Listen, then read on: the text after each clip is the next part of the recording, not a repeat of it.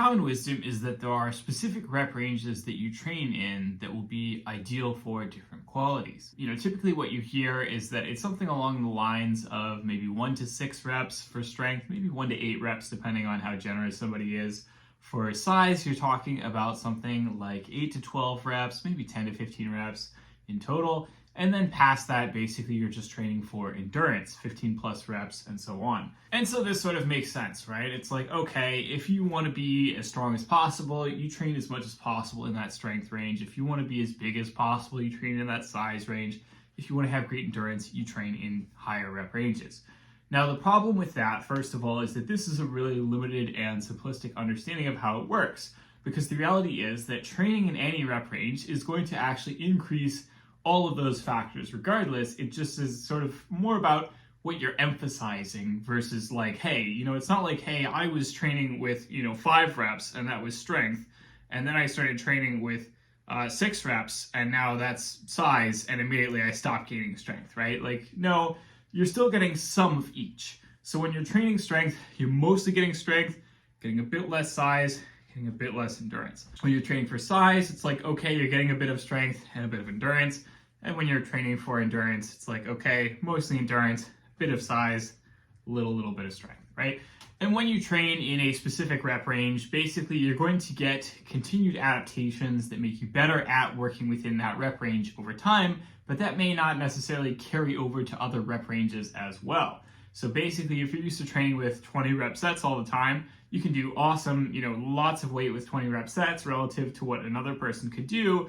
But then if you've got somebody who's, say, training with, say, 5 rep sets, they could probably do a lot more weight with that. So it's really more just about, okay, like what rep range do you want to focus on? What do you care about the most? More recently, the idea that the hypertrophy range is real has sort of come under attack because we've begun to see research that shows that really you can gain size in pretty much any rep range at roughly the same rates, so long as you are taking the sets to near failure. So obviously that means that you're going to have very, very different situations if you're training with, say, 3 reps and mostly training to near failure versus, say, something like 10 reps versus something like 20 reps. And that's where really the nuance of the situation comes into play.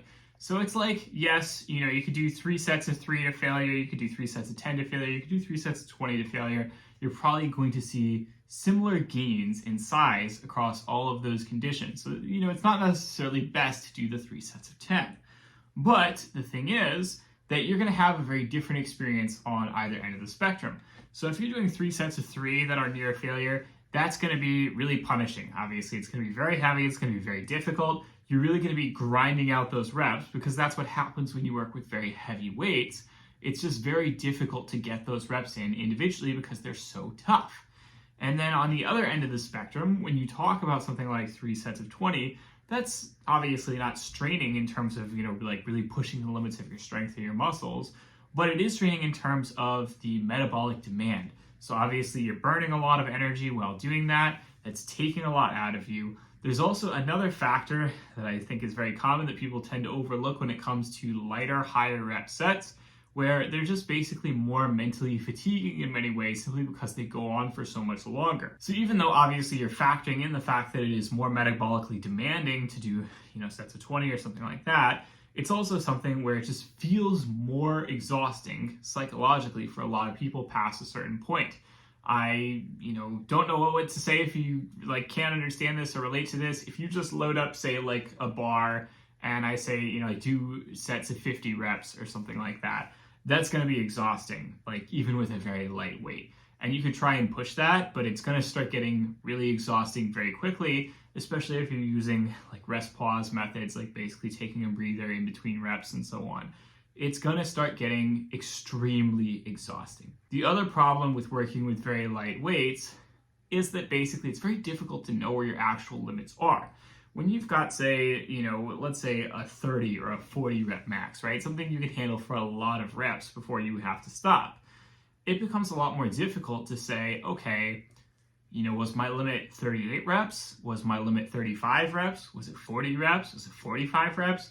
You start to get to this point where everything is so fatiguing and so exhausting and you're so close to that point of failure that it's very hard to tell where those limits are.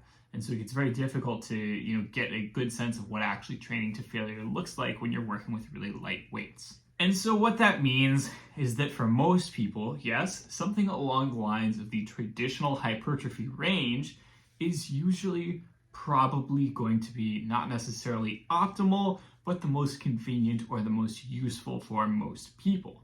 And that's because if you're training with, say, 12 reps, that's not so long that it's like super, mentally exhausting or psychologically fatiguing or metabolically fatiguing, but it's also not, so short, so heavy that you're like really straining with every single rep. And that also gives you, basically a little more ability to focus on every single individual rep, make sure you're getting good quality of reps, good quality range of motion, and so on, to make sure that you're maximizing the amount of size that you get out of every single rep. No, there's not really a hypertrophy range. You can really work in any range of reps, any range of weights, and get the results that you're looking for. But again, that's just going to turn out to be the most convenient for most people. Now, that said, that does mean that you can consider alternatives. You can consider ways that you could optimize for more than one thing at once. You could do, say, half of your training in a strength repetition range, half of your training in a size repetition range, get a good mix of the two. And of course, you're probably not going to be holding your size growth back too much, so long as, of course, your strength sets are taken to near failure and are appropriately challenging and so on.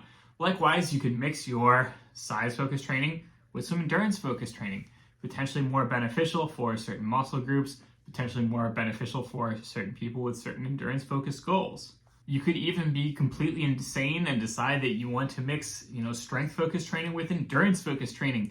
I don't really know what benefit you get out of that past a certain point, but it's, something you could do, right? You have a lot more flexibility, you have a lot more options for optimizing results than you think, and you don't necessarily have to be stuck to a specific particular rep range.